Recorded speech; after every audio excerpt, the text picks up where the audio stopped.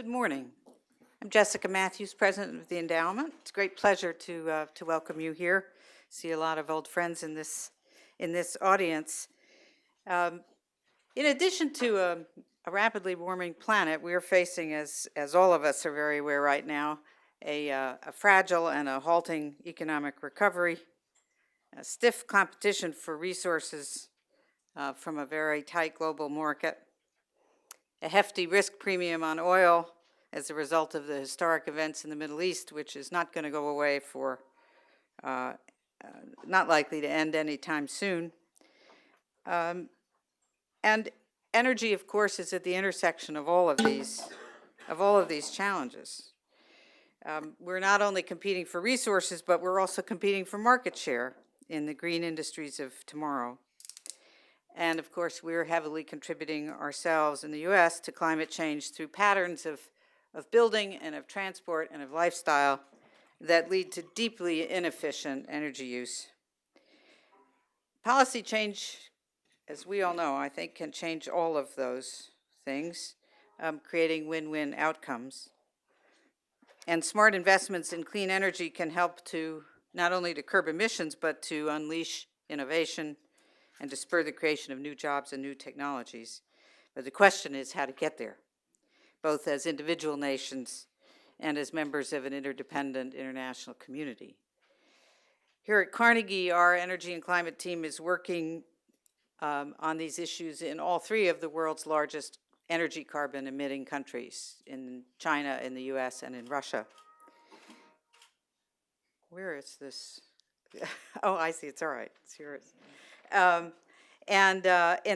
Through our Brussels office, we're able to work closely with the European community that is leading the discussion on how to move forward. So for us, this is a perfect example of the value of trying to create a global think tank, which is the mission that we are engaged in. But today we have a speaker and a panel to help us think about the answers to this question of how we get there.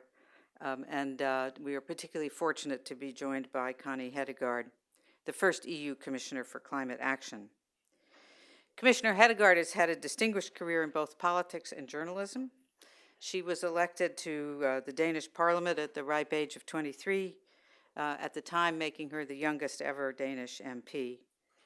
After a number of years as a TV anchor and columnist for a leading national newspaper, she returned to public service in 2004, serving as Environment Minister and later as Minister of Climate and Energy.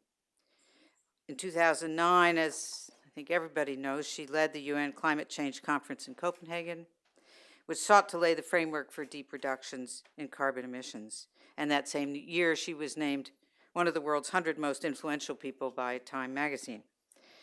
She has since assumed an important new post in Brussels, where she is leading the EU's transition to an energy-efficient, low-carbon economy. So ladies and gentlemen, please join me in welcoming one of the world's most passionate and articulate voices on climate change, Connie Hedegaard.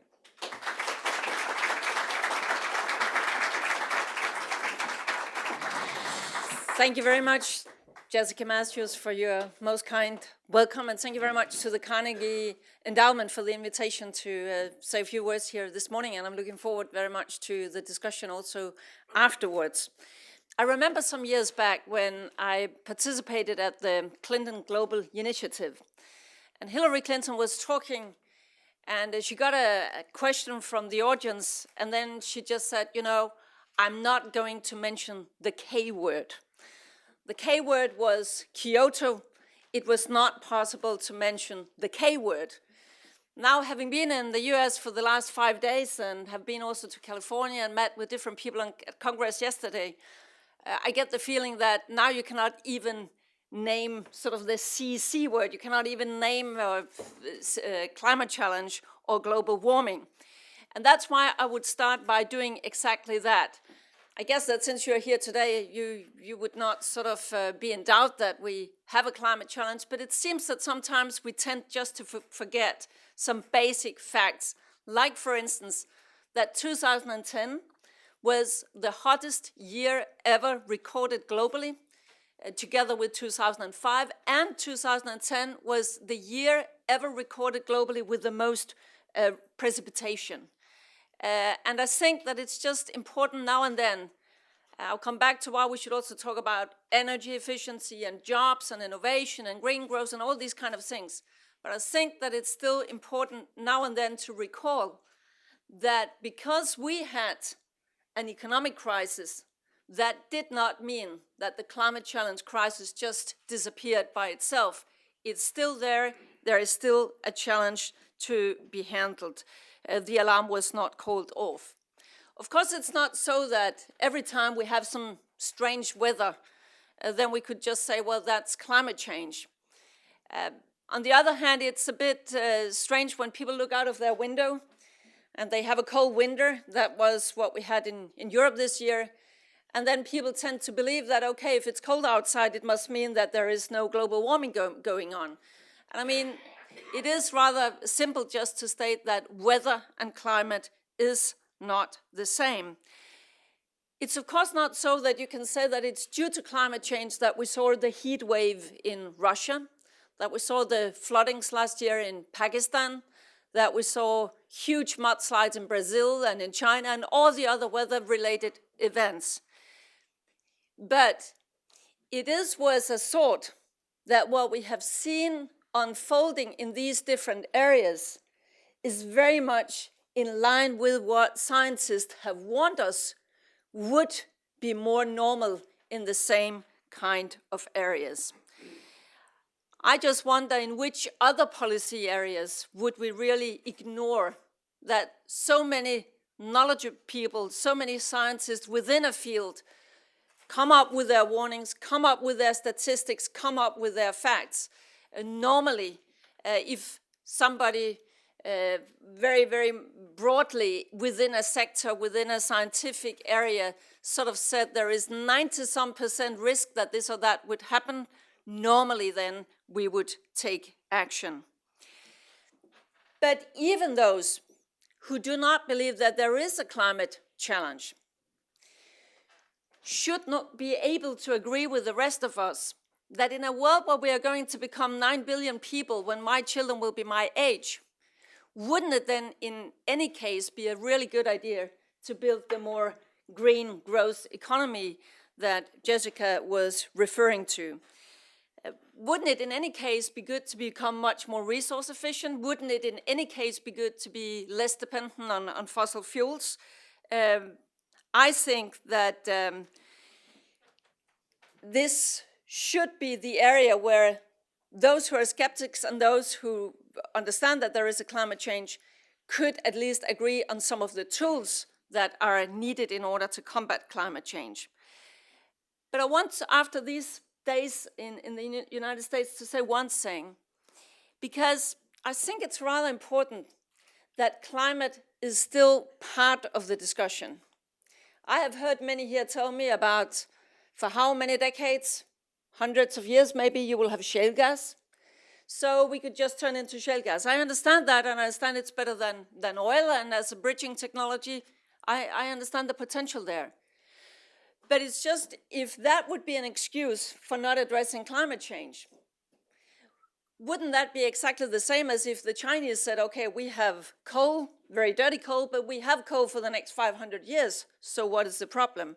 Just to say that we cannot just make this into an energy discussion. There also needs to be a climate component of this discussion if we are going to make the right choices. But as I said, also to me, of course, climate change is also about energy efficiency. In Europe, it's very much also about energy security. It's very much about growth, and it's very much about innovation, because we think that intelligent climate policies can stimulate our innovation. Can I give you just one example why it's important still to have climate as part of the discussion? We all have seen what has evolved in North Africa, and of course there would be experts dealing with that. Why did it happen at that time? But one of the reasons, as far as I understand, that things started to evolve in Tunisia was the increase in food prices. The average Tunisian family suddenly saw that food cost around 1/3 of their average income. There it means a lot if food prices are increasing. So what started in Tunisia spread to Egypt, spread to Libya, and today you can see that we have the highest oil prices in 2.5 years. I went to Spain just immediately after the Libyan crisis started. Spain gets most of its imported oil from Libya. More or less overnight it was stopped, and they had to go to the spot market. As many of you will know, Spain has a very fragile economy, so they could immediately feel the impact. So in less than a week, the government had to put together a rather tough energy efficiency, energy savings package, because they felt immediately how dependent they were on Libyan oil. Just to say that food prices coming from Russia not exporting wheat after the heat waves last year, coming from failed harvest in many areas, and so on and so forth. I mean, it's not that climate change is the only factor behind these things, but they are sort of accelerating some of the other factors. That's a kind of consequences climate change already have for us. When Europe back in 2008 made our climate change package, you could say, we call it the climate and energy package, where we set up a target for 20% CO2 reductions by 2020, 20% renewables by 2020, and 20% improvement in energy efficiency by 2020. When we did that in 2008, we were more or less alone in the world in setting up climate, in setting climate targets. Today, in the run-up to Copenhagen and after the Copenhagen conference into the Copenhagen Accord, 89 countries have now set domestic targets. Among them, all the emerging economies, among them almost all G20 countries, I think with the exception of Saudi Arabia. When Europe back in 2005 started the cap and trade system, again, we were alone there. Now New Zealand is doing it. Korea has said they are initiating it by 1st of January 2014. Australia has said they will do it in 2014 or 15. There is a proposal in the Japanese parliament that they will do it, and maybe most interestingly, in the new Chinese 5-year plan, China says that now they are initiating big-scale pilot projects on cap and trade. Because, as the Chinese minister said last week when he visited Australia, now when we have set a carbon target, we have also realized that the most cost-efficient way to achieve this is through the use of market mechanisms, and that is why we are now initiating pilot projects on cap and trade. I mean, who would have thought only a few years back that China would be before the United States in adopting a cap and trade, a market-based system? This just to say that our experience in Europe is that, yes, when we start, actually others follow, no matter whether it's in setting targets or in the tools to achieve them. So that is also why we are continuing this now. The 8th of March, the European Commission adopted a roadmap towards a low-carbon society by 2050. There are two preconditions in this roadmap. One is that we will sort of make the transition into a low-carbon society, reduce 80 to 95% of our CO2 emissions by the middle of this century in the most cost-efficient manner. And we have only sort of used technologies. We have only assessed that we will have technologies that we already sort of know. They might not be totally cost efficient today, for instance, carbon capture and storage, battery storage technologies, electrical vehicles, but it's just to say we did not invent some very, very fancy new kind of technology that no one has ever heard of. But by having these two preconditions, how to do it the most cost efficient, how to use existing technologies, we actually find out that by 2030, we should reduce by 40%, by 2040, we should reduce by 60%, and we found out that the most cost-efficient place for us to be in 2020 would not be the 20% that we already have adopted, but it would actually be 25%. Right now, Europe's 27 member states, EU's 27 member states, we are on track to meet the CO2 reduction target for 2020 and the renewables target for 2020. But actually, we are not on track to meet the energy efficiency target. There we are only on track to meet 9%.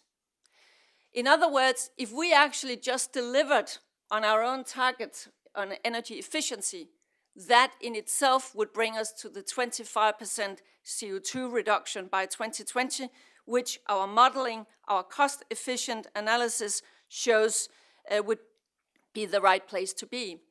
And the interesting thing about this, of course, is that in a time where we have crisis, economic crisis, where we have big unemployment also in the construction sector, there it is rather interesting also job-wise to go into energy efficiency. Retrofitting our buildings, modernizing our pipe systems, all these kind of things. And there is one thing that can be said about these kind of jobs. They cannot be outsourced. They create jobs and activity on the spot. I know that also in the American debate, and we of course also have that in Europe, there will be some fearing, yes, but if you are making ambitious climate policies, won't you then lose jobs? And yes, if you have unintelligent climate policies, then of course you can lose jobs. But we can just state as a fact that so far that was not the case in Europe. On the contrary, from 1990 to 2009, we actually managed to have a 40% increase in our GDP. At the same time, we kept our energy consumption stable. And then you would say, yes, but that is because you outsource manufacturing production to Asia or elsewhere. But actually also the manufacturing output rose with more than 36%. So we could see that over the recent 5 years, for instance, we have created hundreds of thousands of jobs in the renewable business. We have also sort of assessed that up to 2020, we can create 1.5 million jobs net by, for instance, addressing the energy efficiency agenda and other things. Final point on this, because of course I have many more things in the roadmap, but the time won't permit to go into a lot of details. But of course you would ask, yes, but what is the cost of such a transition? The cost is an additional investment of 270 billion euros per year. And of course, when I say a figure like that, to some it will sound like sort of some fantazillions taken out of Donald Duck. It's very, very huge figures. But what we can also see is that our saved oil bill, the saved bill for imported fossil fuel, will each year, we would save between 175 and 320 billion euros.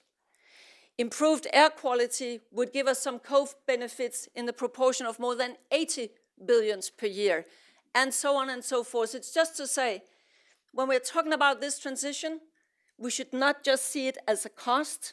It is actually an investment in a cleaner future, in another way of creating our growth. And by the way, the level of investments we would need, the 270 billion, that would just take us back to the levels we had before the crisis hit. So that is sort of the proportion of what we need to do. Right now, we are pouring, and we here also implies the United States, we are pouring loads of money into Middle East regime, into Saudi Arabia. Why not, or other countries, but why not invest in our own countries? Why not create our own jobs? Why not invest in our own innovation and our own research and development? So that is basically how we see it in Europe. This is sort of the narrative we have around climate, that climate is not just about climate, it is also about energy, it is also about how to stay competitive in a field where we have had a front-runner position in Europe, but where we can also see that new competitors are actually coming into these markets, and they are coming in very, very fast. I think that in a resource-restrained world, one of the ways to stay competitive will be to be much more efficient in the way you use resources. And there I talk about resources generally and not just energy. So to some of us, it is rather obvious why we should do something with the climate challenge. There are also a lot of security dimensions, a lot of stability dimensions. But I believe that even those who will not agree with the climate reason as a reason to act should be able to say, why not, when it comes to all the other initiatives that actually follows by having intelligent climate policies. That is the way we see it in Europe. We would very much love to have the United States as a strong ally also in this field. I know that you are struggling with some of these issues, but I think that in the end, what we also are defining in these years is who will have the strategic leadership of a 21st century where we have to accommodate 9 billion people and provide them with the growth that they will demand so that we can keep stability. And there, the climate can be a driver for making a transition that we would need anyway. Thank you very much.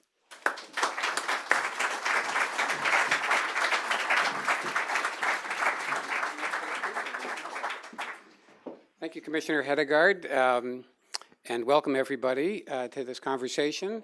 You have a reputation of being both passionate and provocative, and you lived up to your reputation today. So we appreciate this very much.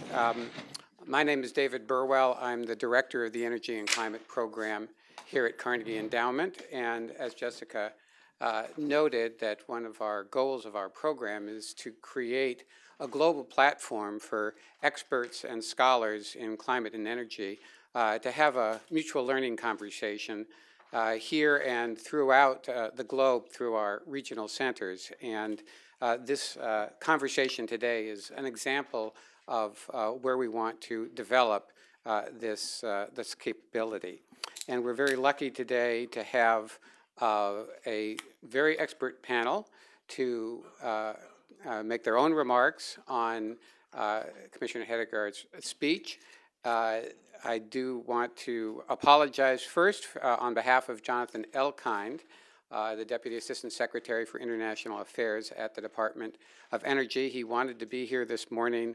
He was told at 8 o'clock last night that he had to come in this morning to shut down the Department of Energy. So he has to have a higher challenge today. But we still have an excellent panel. We will start with conversations or 5 or 10 minutes of remarks by our two panelists, and I will introduce them right now. Roger Purvis, he's the president of Climate Advisors. I will not repeat everybody's bio. I think there is a bio sheet here or outside, and they all have, if I mentioned everything that everybody's done in their life on climate and energy, we wouldn't have a conversation. But he's worked at the State Department, he's worked at the Nature Conservancy, he's a lawyer by training, and an expert on climate and carbon markets and financing, and he's going to talk about all those things, or whatever he'd like. Sherry Goodman is the General Counsel of CNA. She has a long career in climate and energy issues, also a lawyer by training. I just realized that all three of us are lawyers here. I apologize for that. We'll try not to live up to our reputation. But in particular, she was the lead author on several CNA reports on climate security and how climate is a threat magnifier within our military threat program. So she's going to talk about climate security. Roger is going to talk about climate, and we'll open it up for conversations. With that, why don't we have Sherry? Would you like to go first? Thank I you want you to talk there. Thank you very much, David, and thank you, Minister Hedegaard, for being here, Commissioner, and thank you, Jessica Matthews, for hosting this. I would note that Jessica really was the author of one of the early scholarly articles on climate and security, and the field has benefited enormously from your work. I I'd start by sharing with you a story similar to the commissioner, a story about Secretary Clinton not being able to use the K word. Well, I served in the Department of Defense for 8 years, and I was responsible for environment, energy, safety and occupational health matters, and following the Kyoto negotiations in 1997 and the midterm elections, we also had to sort of go underground in the Department of Defense in the 90s in what we were in any efforts to take any frontal assault actions to address climate change and DOD's carbon emissions. And I recall sponsoring a study through the Defense Science Board, which is known as a sort of an internal think tank that can help move actions along in the Defense Department. And rather than call it a climate or climate security study, we called it Improving Mission Effectiveness, Reduced Fuel Burden for the Warfighter. Got that? So there are ways to get at these issues, and we live again, unfortunately, we are in one of those times today now where we have to be a little bit clever about how we address some of the challenges that we face because of the current political dialogue and debate in which we find ourselves. That doesn't mean there is an opportunity for action or there aren't things that are happening even today. And so let me just spend a couple of minutes on the climate and security equation. Starting in 2006, I organized a group of senior retired military officers that we call the Military Advisory Board at CNA, and they have been working on climate as a security threat. We call it, really have talked about climate change as a threat multiplier for instability in fragile regions of the world.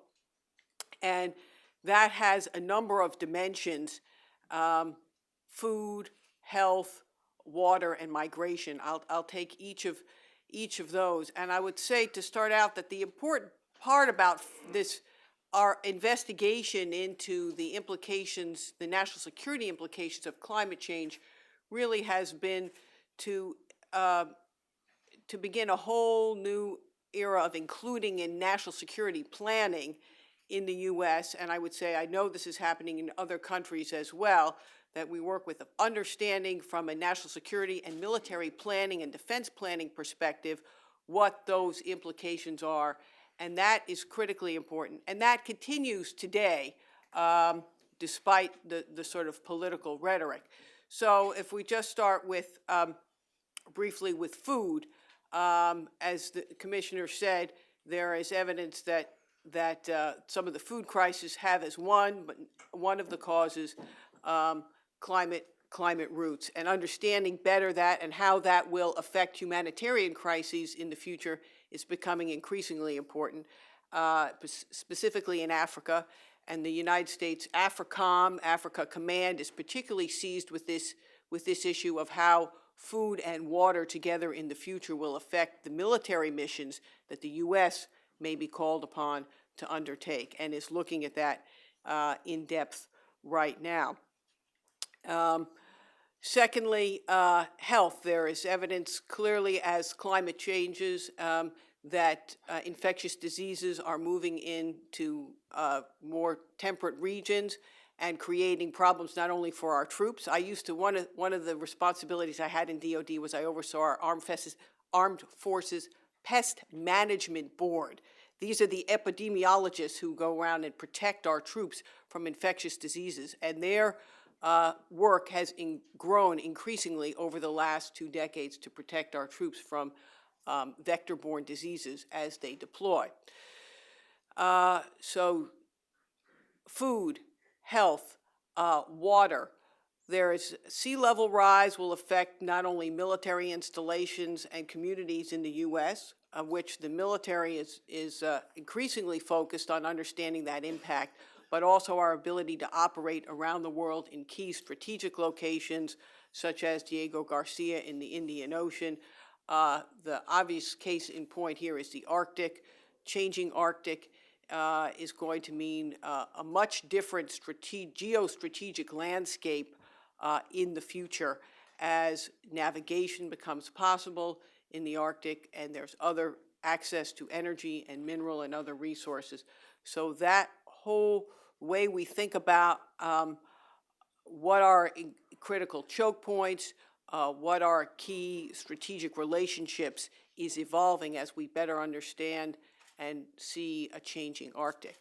And finally, I'll just briefly mention migration, which increasingly has some climate roots, whether it's going to be in North Africa or in Bangladesh, and understanding those key linkages and the security impacts is important. The Defense Department calls this an accelerant of instability. That's the term used in the Quadrennial Defense Review, QDR, in defense planning terms. And there is increasingly work going on to understand that.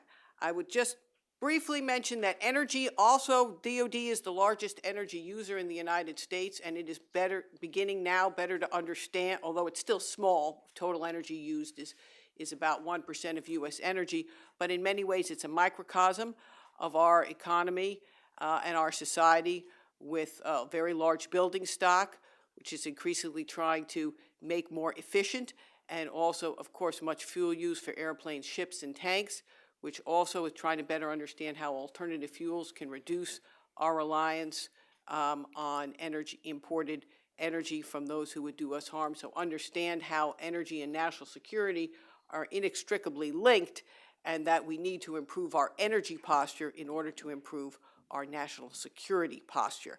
At the same time, DOD historically and the military in our country has been at the forefront of innovation that's benefited society. That was the most recent report the Military Advisory Board did, where it looked specifically at innovation and national security and the opportunities historically that have occurred from the innovations in how we build our ships, from how we have, from the earliest development of the internet to where innovations in energy technologies may now power America in the future. And that work continues, although obviously funding today, even as we are on the eve of a shutdown, is at risk. But I think despite some blips, there will be in this area some continued progress and cause for optimism in the future. Thank you.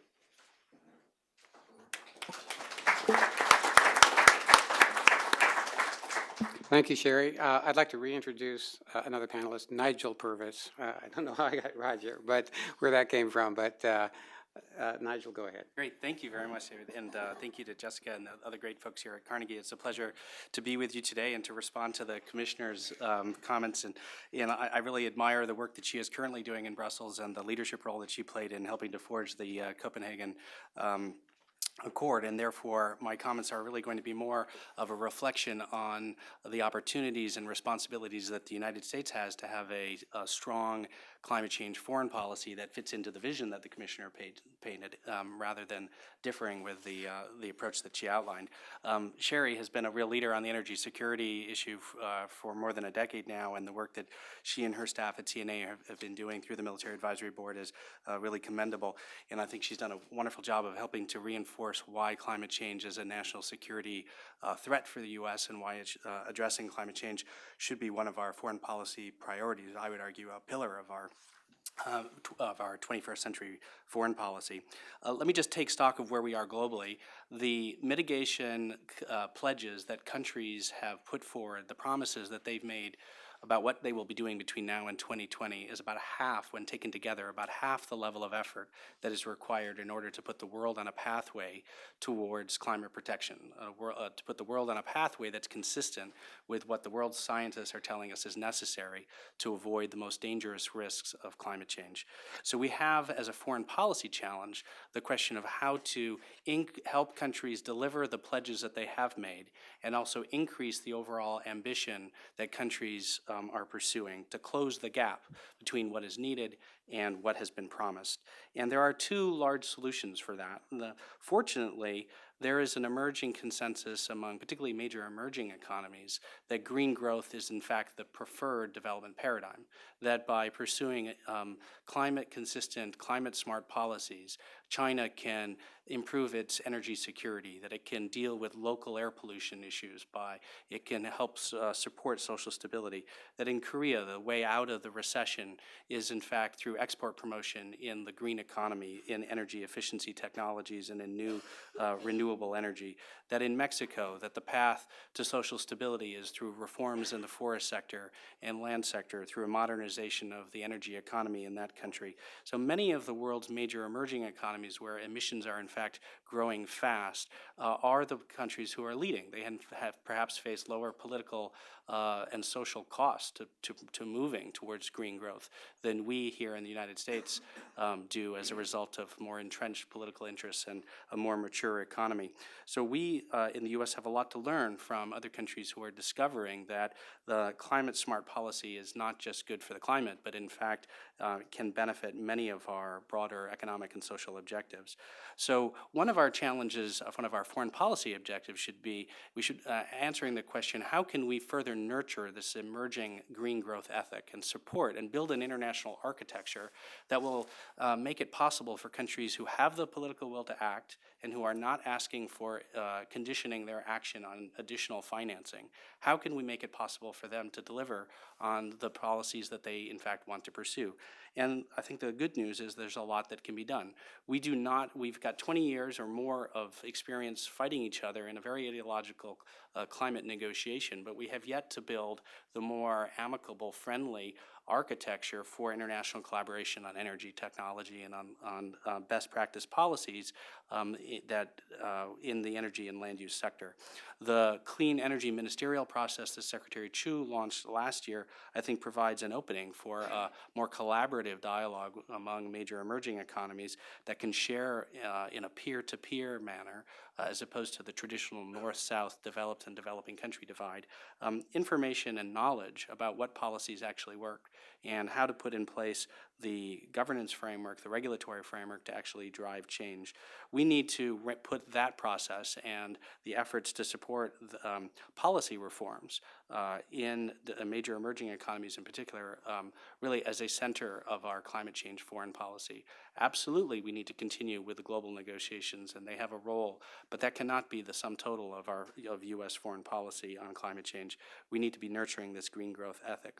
But even after we do all that is necessary and all that we can to make it possible for countries who have the will to act to do what's needed, there will still be a gap between the nationally optimal level of mitigation and the globally needed level of mitigation. And that's just natural because climate change stopping climate change is a global public interest, a global public good.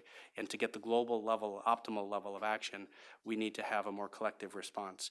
And that highlights the need for some additional financing by the international community to ensure that the countries who have the opportunities to reduce emissions cost effectively have some international assistance in order to be able to do so, that we don't expect the poorest countries who have done the least to address, to cause climate change, to carry the lion's share of the burden in solving the climate problem. In fact, most of the emissions that are going to be growing over the next 10 and especially 20 years are in the major emerging economies. And most of the gap between the 50% that countries have promised to do and the remaining 50% that needs to be done in order to get the world on a pathway towards climate protection, most of that gap is in major emerging economies. And therefore, at the heart of our climate foreign policy needs to be mechanisms and institutions and programs that will facilitate stronger action by these countries. And unfortunately, climate finance is absolutely essential. We need to find a way to be able to contribute our share to a collective effort to provide the financial incentives and support to allow developing countries to be able to take action that may not make sense from a purely national standpoint, but is absolutely needed from a global standpoint. Now, this, of course, is especially challenging and seeming perhaps even a little bit unrealistic in the context of a looming government shutdown and significant reductions in the foreign assistance program that the Republican Congress approved in its first few days earlier this year. So the question really, from a politically pragmatic standpoint, is what can we do now here in the U.S. to join Europe as a leader in this effort? We have fallen short or are in the process of falling short when it comes to delivering mitigation reductions here in the U.S. We need to do all that we can, but that's not the sum total of what the world needs from us. We also need to be doing our share of contributing to a global effort to help other countries reduce their emissions in a manner that will lead to an overall cost-effective and fair solution. So having fallen short on the domestic side, it's incumbent upon us to do absolutely everything possible to make sure that we don't fall short when it comes to that broader international engagement.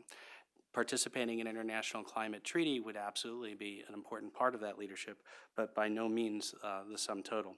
So let me suggest a few things that, while difficult, might nevertheless be possible for the U.S. to pursue now in the context of even the difficult political and budgetary environment we face. The first thing we have to do is to protect the growth in official development assistance in foreign aid in the climate space. We have seen since Condi Rice's last budget a doubling of U.S. foreign assistance for climate change. And in fact, since Kyoto, we have seen a fourfold increase. And looking through, if the president were to get all of the funds for international climate assistance that he has requested for the fiscal year 2012 budget, there would be a sevenfold increase since Kyoto in U.S. foreign assistance for climate change. Delivering on that promise is a part of our responsibility, and it will give us the resources to be able to help the poorest countries adapt to climate change, and also to help major emerging economies pursue the best possible technologies. We also need to mainstream climate concerns into traditional development assistance. It doesn't make sense to be supporting fossil fuel development with one part of our development assistance budget and trying to support climate-friendly policy development with another part of our budget. And where the rubber meets the road right now is in the World Bank, which is currently pursuing a reform of its energy lending strategy. And the World Bank staff has proposed the phasing out of coal lending in middle-income countries to ensure that the lending that is made is consistent with climate policies. This is something that's going to be debated by the member countries in the World Bank as soon as Monday, but is going to be pursued over the next couple of months. And the U.S. needs to be, and I'm happy to say that the Obama administration has been, a strong voice in pushing for climate-friendly lending in the energy sector in the international financial institutions. The third thing we need is to work harder to spread knowledge, to make sure that countries who have the political will to act, in fact, have access to the world's best experts about how to put in place good policies. Right now, if you're a minister, an energy minister, or a transportation minister in a developing country, and you're wondering how to put in place a feed-in tariff or how to put in place a public transportation system that is consistent with your budget and your technological capacity, where do you turn? There's no place in the international community to be able to provide time-sensitive, policy-relevant advice and analysis to help countries customize best practices for their local circumstances. We need to fill that gap. And finally, we're going to need to think creatively about new sources for international funding. It's great to mainstream climate within our foreign assistance budget, but that's not going to get us all of the funding that we need in order to be a leader in this area and to be a responsible partner with emerging economies and with Europe. And that means looking creatively at ideas like taxes on international aviation and shipping, where Europe is already moving and where our carriers face European taxes unless the United States adopts a comparable system sometime soon.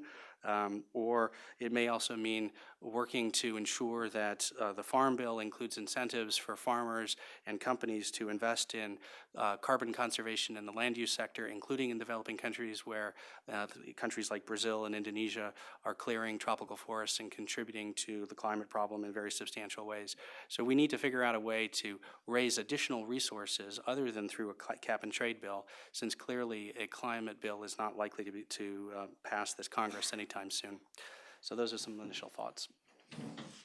Thank you, Nigel.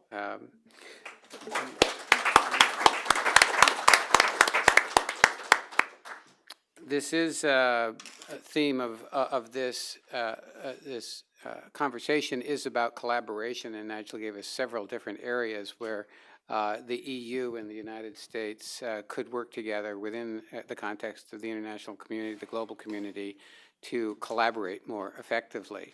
And I'd like to open it up now to the audience to continue this conversation, and particularly on this theme of what are the opportunities for the EU and the United States outside of, the framework, the negotiations, to work more closely together. What are the avenues? What are the subjects? What are the strategies to develop, as Nigel said, spread the knowledge and the expertise we need to address these issues.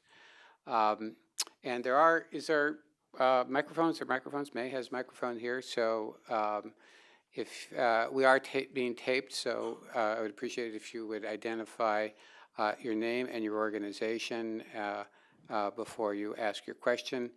I'll open it up. I'll take the moderator's prerogative and ask the first question. And it's an issue that all three of our panelists addressed, and that's the issue of climate security and the fact that there's a growing number of very fragile nations in this country, in this world, particularly in the Middle East, where there's a lot of unrest. And climate is going to be a forcer of that fragility. Afghanistan, we are trying to do nation building in Afghanistan, but it's losing 3 to 4% of its arable land every year through desertification. Libya has the same problems. With all these, and we have environmental refugees, we have food problems, these are all associated with climate change.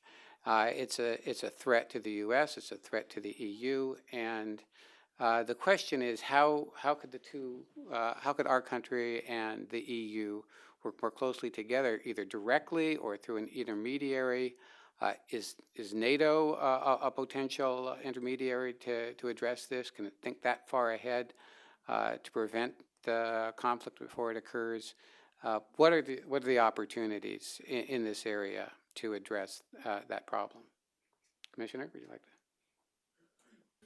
Well, one of the things I would say also in relation to what Nigel Purvis was mentioning was it is incredibly important that we not only sort of pledge financial resources, but actually also deliver it. And I know there are challenges everywhere in doing that, but I think that is really how EU, the United States, the developed countries as a group will very much be measured credibility-wise whether we actually deliver.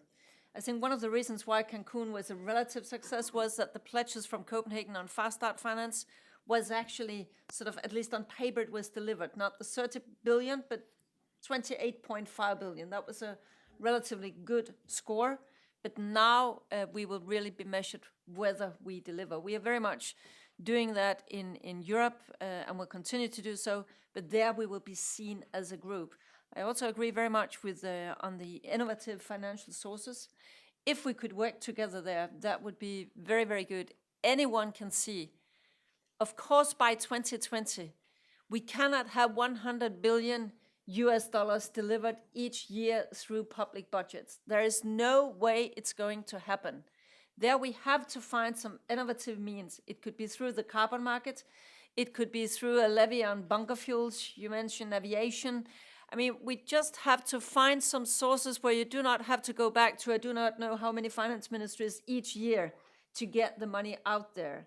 That would sort of create a framework for doing some of these long-term things. The final thing I would mention on the mainstreaming of ODAs and things like that, I think one of the biggest topics for years to come for a lot of developing countries will be access to energy. I mean, we are talking about how to become much more energy efficient. We still have 400 million people in India without access to electricity. We have huge parts of Africa without access to electricity. How could we use our ODA much more targeted, much more sort of mainstreaming these different agendas? And I think that energy access could be one of the main topics, by the way, also at the Rio Plus 20 conference that will be held in Brazil, first part of next year. We have a lot of Millennium Development Goals on development. We have no goal on energy. If you want to eradicate poverty, energy access is key. That could also be one area where we could work together. Sherry, would you like to say anything, and particularly about this, if we could raise the money and work together, what's the medium for actually getting it to these fragile nations and address the the climate security problems? Well, in foreign policy and national security circles, there's been a lot of thinking and work in the last couple of years about how we have a more comprehensive approach or an integrated development, defense, and diplomacy approach. Africa is certainly a region where that is absolutely essential, and where we need to work with civilian and military, private sector, NGOs, and others to address the needs. I like the idea of energy access as a leading as a leading point here, because obviously you have to meet the demands of the people, and you have to do so in a way that will reduce threats in the future. And it's clear that the demand for energy is increasing, demand for water and food. So all those basic needs have to be addressed in a way that doesn't that is integrated among nations who can provide the assistance. But as you note, the expectation that it's just going to be increased foreign assistance budgets is unlikely to happen. And you don't want to wait till you have to call in the Navy 911 because you got a flood or some other disaster, which is often how we begin to think about what the problems are. So there is in the wake of sort of our deployments in Afghanistan and Iraq a thinking that's called out of the reconstruction and stability efforts in those countries.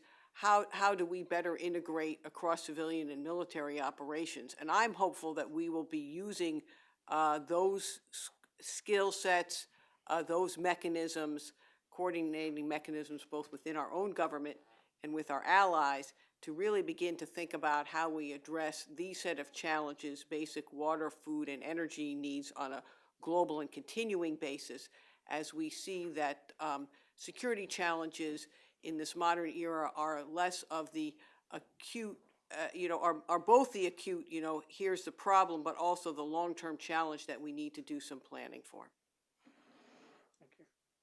Yeah, I think the biggest area of potential cooperation between Europe and the U.S. That would have the biggest impact and that is consistent with the political environment where the focus is on job creation is international trade. And when it comes to trade and climate and trade in the economy, there are two big sectors that stand out. The first is the new technologies of the energy economy, which countries are going to control the commanding heights of the new energy world. And Europe is making a play to do that, to be there. China is trying to be there. Korea is trying to be there. And we have yet to really step up and make the investments necessary to make sure that we are competitive. And an effort to support U.S. companies, support U.S. innovation, and create U.S. jobs through export promotion would be good for the U.S. economy and also good for engaging developing countries and making it possible for them to pursue cleaner growth. So a very strong clean energy export promotion effort as part of our trade policy would be really appropriate. The second, and that's something that I think we could do with Europe, and that they are in fact already beginning to do on their own. The second area where trade and climate come together is really around agriculture, where the world has a challenge. We're moving towards 9 billion people. Those people are becoming wealthier, and their dietary consumption patterns are moving from pure vegetarian diet to a more meat and mixed diet, which means that the total amount of productivity, agricultural production that we need to achieve is double just over the next few decades, existing capacity, a doubling of existing capacity. At the same time, we need to protect the world's forests, and the biggest driver for deforestation in many parts of the world is the expansion of the agricultural frontier. So how can we feed our people and yet protect the world's forests? And merging those two issues together through trade, I think, is going to be absolutely essential. The trade liberalization agenda in Doha is very stuck. Both the United States and Europe are a big part of the problem and a big part of the solution there, and being able to find a way to provide access to developing countries to be able to allow a fair and level playing field for developing countries so that they can escape poverty, but doing that in a manner that is climate sensitive and climate smart, that provides preferential access for countries who are taking sound climate policies, who are protecting their forests, is a new idea, but one that would be incredibly hard to pursue. But we need to begin that conversation because food security and climate change and poverty alleviation come together around this issue of agriculture and forests. Thank you. Questions? Jessica?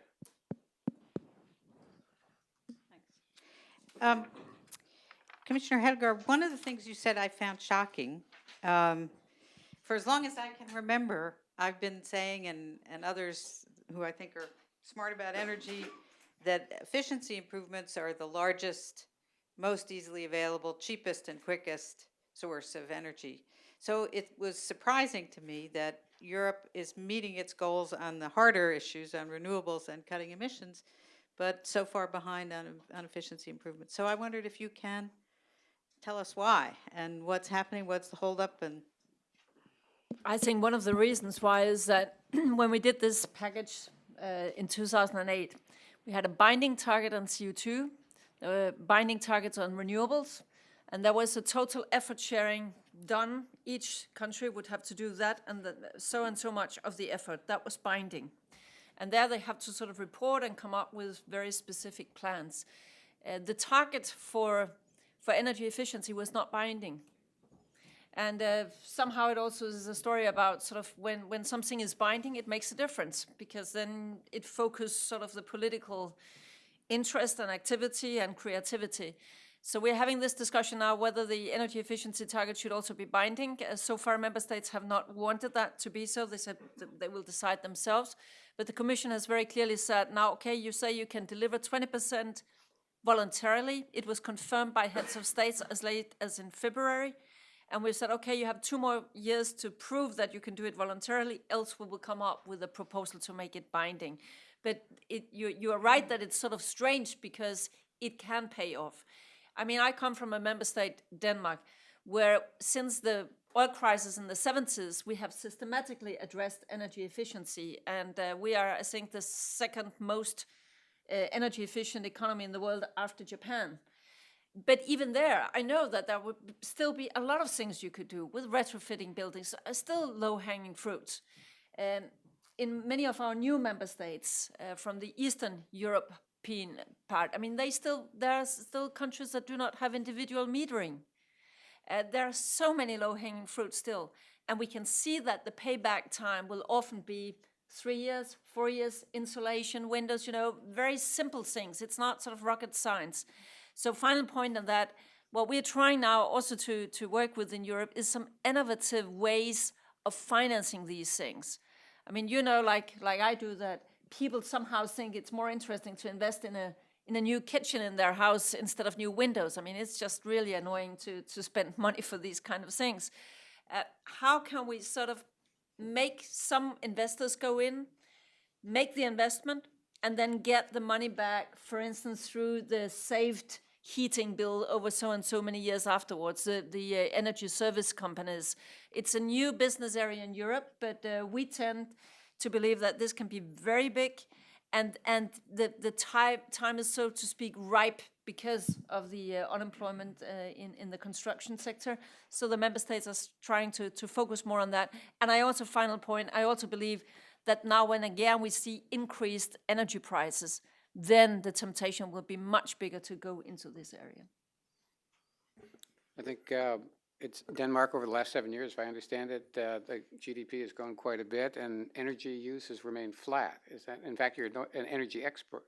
Yeah, since 1981, for the last 30 years, the GDP has grown around 80% and energy consumption has been kept stable. Now it's starting to also decrease compared to that.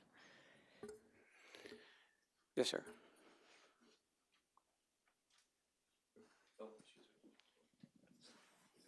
Okay. I'm Peter Flink, a retired Danish engineer that worked for General Electric in this country. My question and comment is to Connie, and at the very end, a little petty one to David, but you will have to save that. You mentioned the cold winter last year, and that was no proof about climate change. You said, do not confuse weather and climate. And I totally agree, but I was a little surprised to hear it after you had mentioned the heat waves of 2005 and 2010 as proof that climate change is still with us. Which one is it? you also mentioned that why not invest in our own research? And I would love to hear, if you had all the money in the world, what would you do more, say, in Denmark? And to David, Connie mentioned low-hanging fruits. I'm surprised to be in this wonderful building, look straight up and see the old-fashioned, soon-to-be outlawed incandescent light bulbs above me. That's kind of surprising. Can I just say that when I said that weather and climate is not the same, I mean, that is just a fact. And I must also say that when I mentioned that 2010 was the hottest year together with 2005, it's not just these years. You can simply take the last many, many years and you can find the hottest years ever recorded.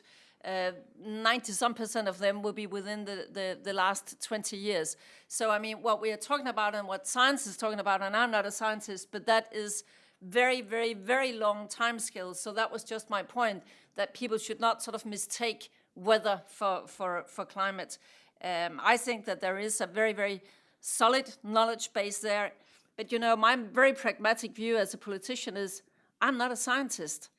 I can just sort of define for myself how much more certainty do I need before I think that I have the responsibility to try to act. And then my very pragmatic view is, say that 20, 30 years from now, the climate scientists said, sorry, we were wrong there at the beginning of the 21st century. We were mistaken. Now we have found out it's something very different.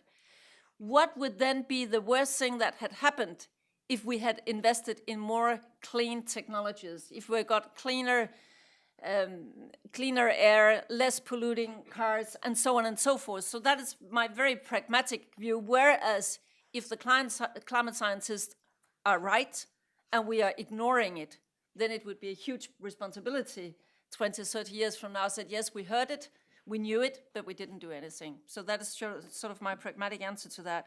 If I had all the money in the world, what would I do in Denmark? Well, I think one of the technologies that would sort of make a real change in many areas, that would be if we were much better at storing energy at batteries. I think that is a key technology, for instance, also to electrification of transport.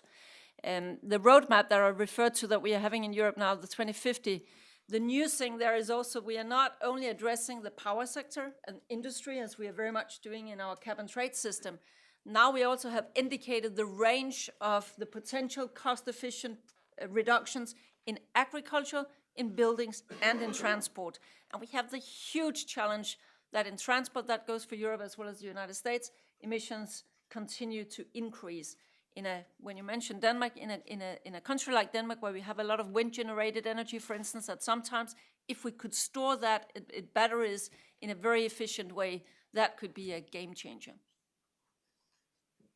For your comment about the light bulbs, as soon as I heard you were from GE, I knew I was in trouble, given the fact that it's your organizational mission to retire the incandescent light bulb. Guilty as charged. Reminds me, I used to be at an organization where I was in transportation, and I was a passionate advocate of gas taxes and charging for tolling on the roads. And I was on a radio show. You know, I thought I had nailed that issue. And the first question, it was a call-in show, and the first question was, "Well, Mr. Brobel, I really appreciate what you're saying, but my understanding is that your organization provides free parking to all its employees." And so we're working on it. So that's my answer. In the back. Jack Warner with the Climate Institute. I want to get back to the finance issue. As we all know, President Obama has put a call out both internally and externally to reorganize, streamline, look at how the government works, maybe, you know, combine some agencies and so forth. Would it be practical to think about the EU and the United States taking some leadership in doing this in the financial arena internationally, looking at the World Bank, the United Nations programs, Inter-American Development Bank, and figure, you know, get a commission together like Obama did for the BP oil spill that, you know, has 6 months to take a look at how we're actually using all these different financial institutions and their funds and their delivery mechanisms, and figure out a way to really, you know, streamline this, reorganize it, make it work a lot better. and also bring in some of these new ideas of different types of financing mechanisms that are out there so that they get integrated into this new whole delivery system of finance from all of our countries? Would you like to take that? Sure. Gordon Brown, the former Prime Minister of the UK, made international institution reform a major priority, and French President Nicolas Sarkozy has proposed the creation of a World Environment Organization. So some of these issues have been around for the last few years about the structure of the major institutions that are active in this issue. The overall political dynamic has been one where most countries have been more interested in making the existing institutions work rather than a major political reorganization of institutions or creation of new institutions. And that's why I think the issue that I highlighted, the current debate that the World Bank is having on its energy strategy is a place to begin, because this is an institution that is important not just because of its own lending portfolio, but because other multilateral development banks and even private banks who are part of the follow the Equator Principles for socially responsible investing follow the safeguards and standards of the World Bank. And so that through the World Bank we have a way of spreading a common set of practices and reforms across the international financial sector and private financial institutions in developed countries. So incrementalism is probably going to be the path for progress for the next few years. Personally, I wouldn't be opposed to a more fundamental rethink, but these different institutions do have different roles. The UN tends to be a place where there is really a discussion and a creation of agreements. The multilateral development banks are implementing programs; they're not setting policy, and and so on and so forth. So the proliferation of institutions has occurred for a reason, and it's probably easier to reform them than to radically remake them. Okay, and by the way, this is a conversation. If anybody wants to respond to another question themselves, that is perfectly legitimate. Over there.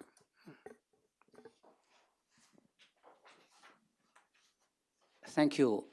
My name is Sun Guoshun from the Chinese Embassy. I would like to ask the Commissioner one question.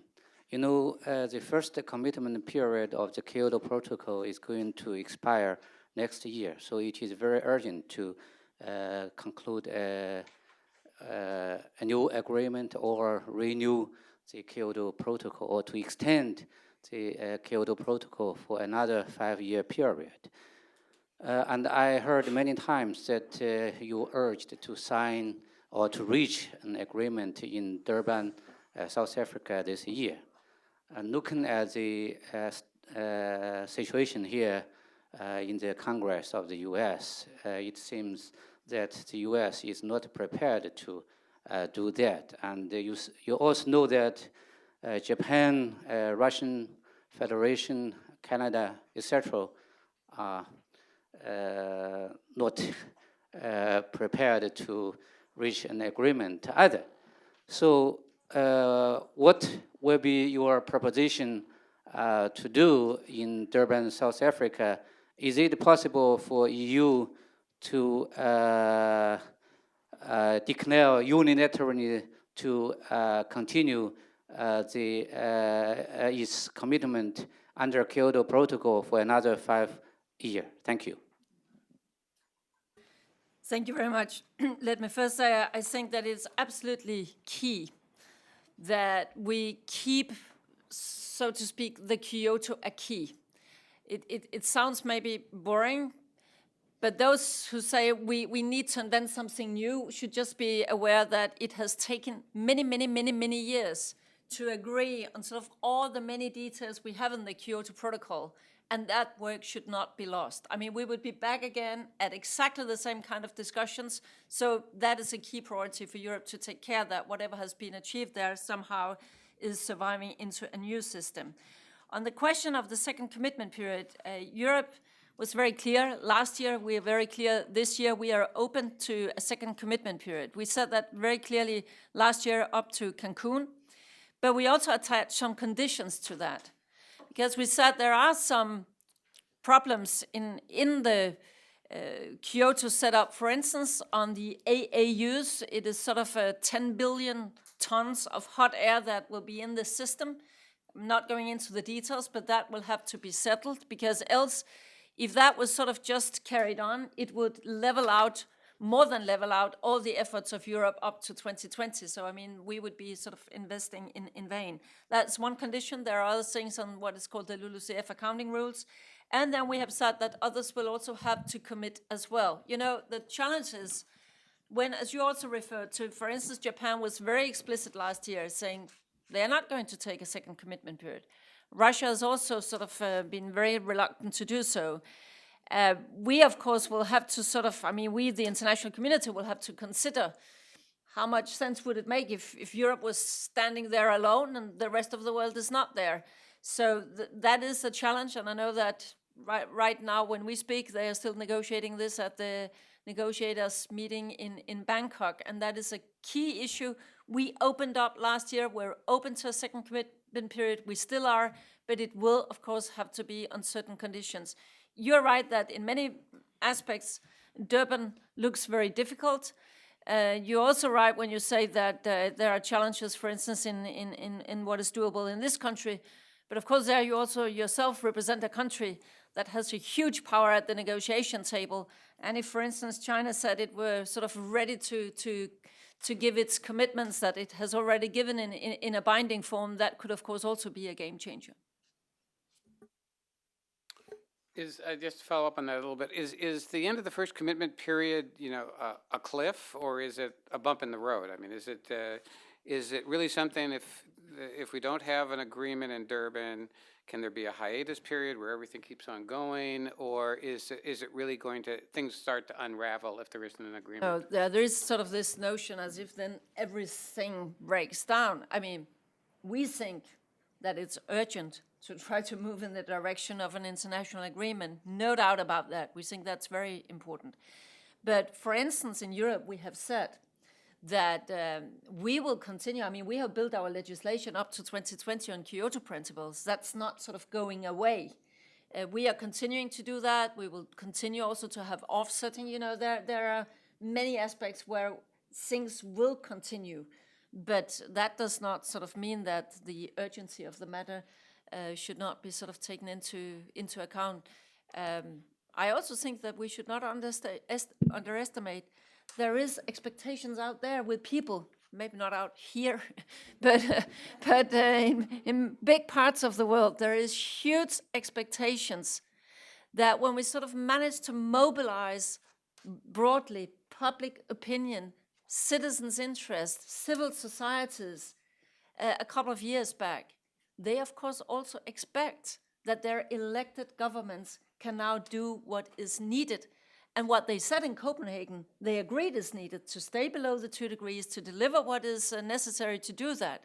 And therefore, I think a lot is at stake. Also the credibility of the global community being able to tackle global challenges. It's not just yet another question. It's actually a question where people expect politicians to be able to handle global challenges.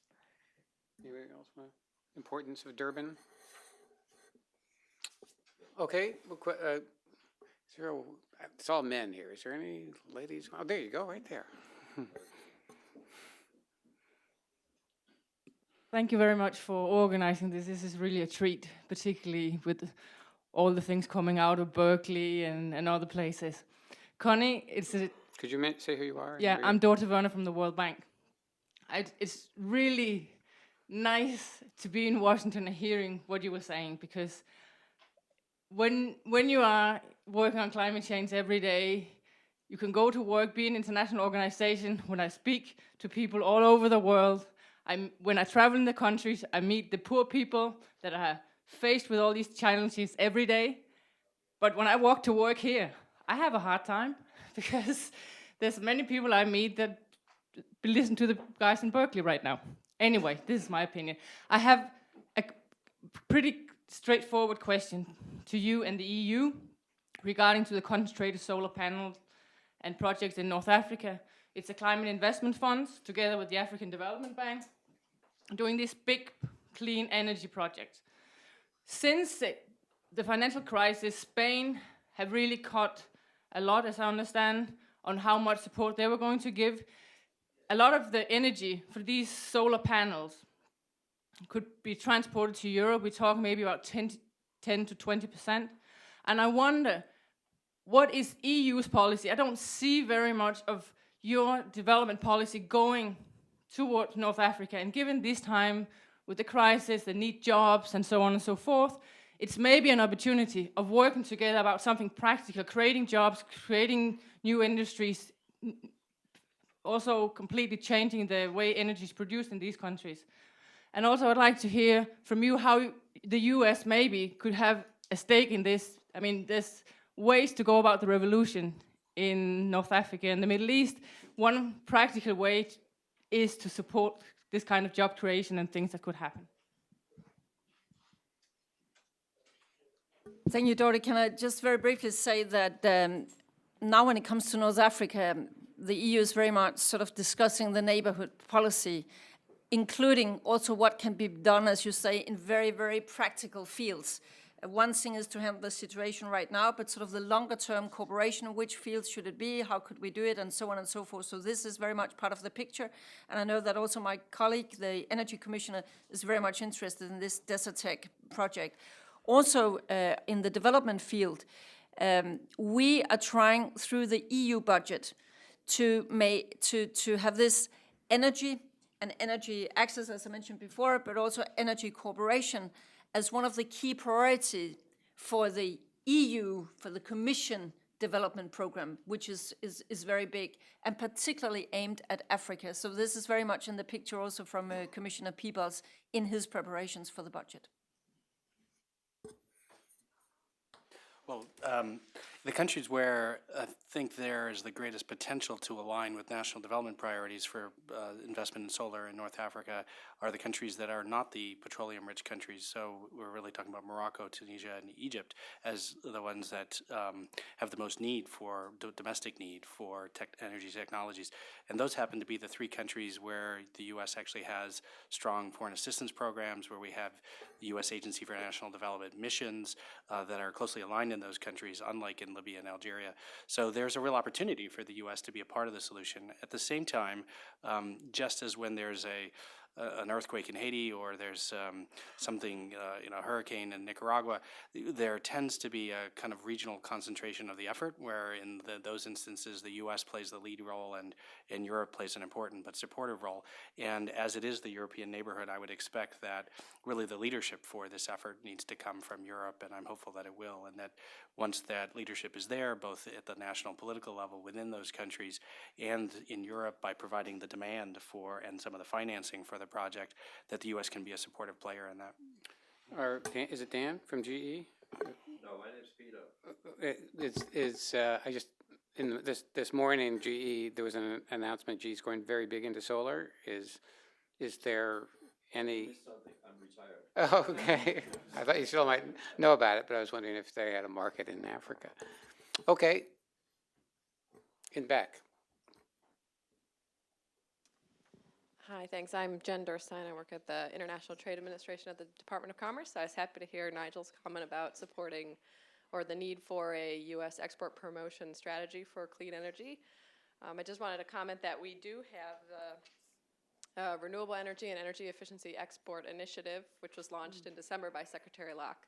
It includes 23 commitments by 8 federal agencies, 7 of which are commitments from the Department of Commerce, 4 of which we've already completed, so I think we are on the right path. But in that same vein, I'd be interested in hearing in more detail what kinds of things you think are needed in such an export promotion strategy to really make a difference in terms of changing both U.S. and global dependence on fossil fuel-based energy. Thank you.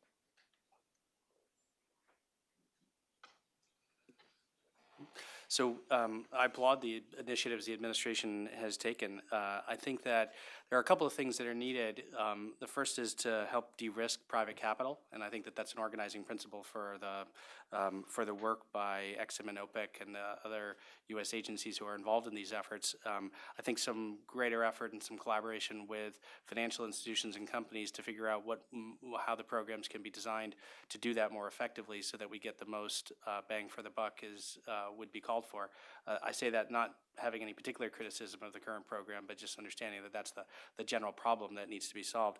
But my biggest concern is that while the programs that the administration have put forward are ambitious compared to historical efforts, and in fact, we would be lucky to get them fully funded through the Congress, they're not at the scale necessary to really address the problem. If what we're trying to do is bring about a very significant change in the energy deployment trajectories in major emerging economies and to create the jobs to revive the U.S. economy, a bigger effort is needed. And that, I understand the political challenges of just getting what the president has requested for fiscal year 2012, and it suggests the need for a longer-term public education effort and coalition building with industry so that companies like GE and others who would benefit from and would be part of the job creation are more vocal in making it a higher political priority here in Washington, so that members of Congress, particularly conservative members of Congress who tend to be responsive to the requests and needs of industry, are hearing more clearly that this is a priority for American business.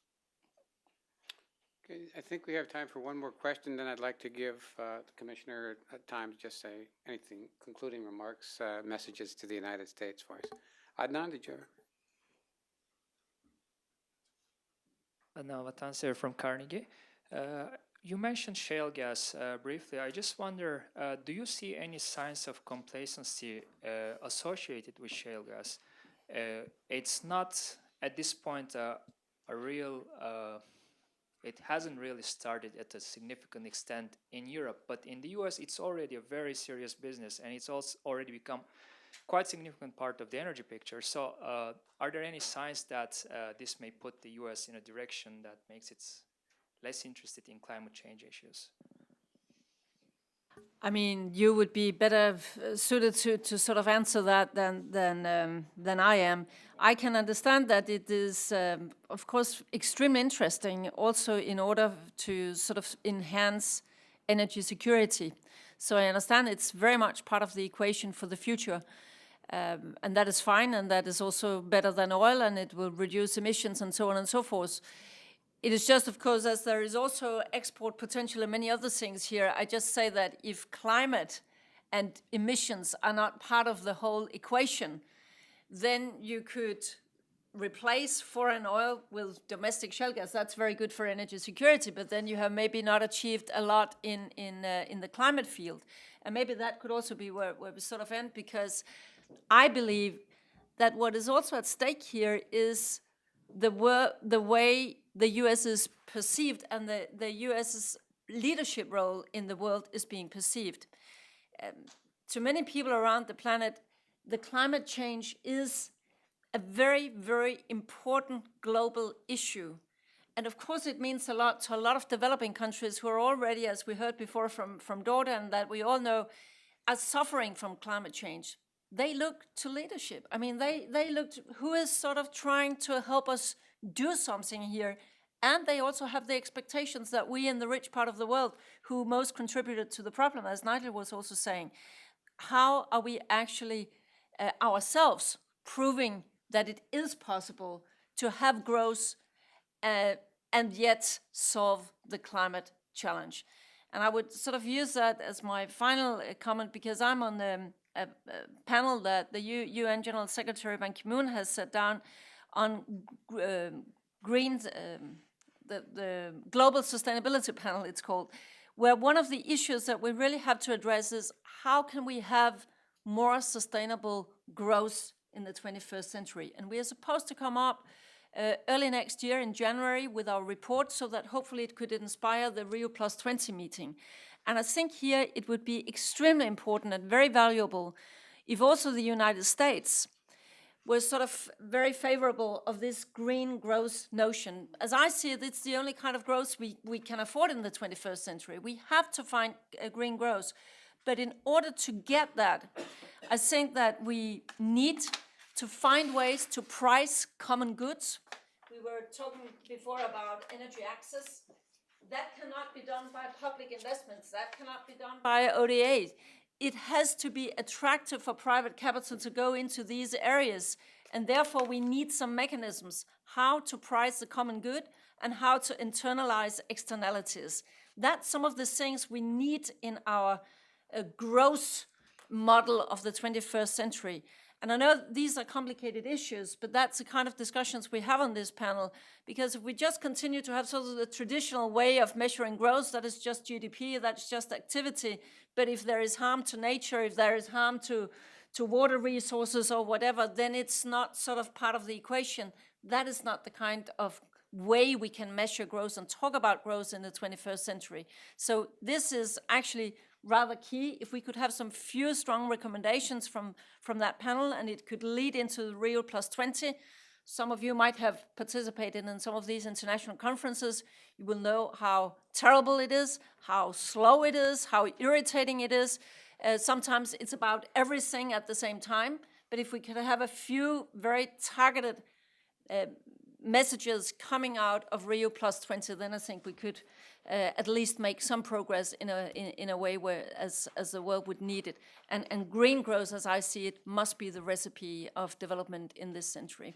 Thank you very much to the Carnegie Endowment. Thank you very much for all of you for your questions and comments.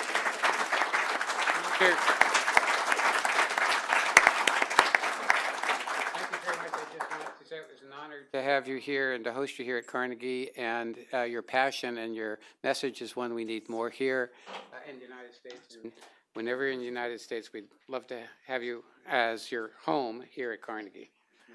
And you will change the light bulbs. We will.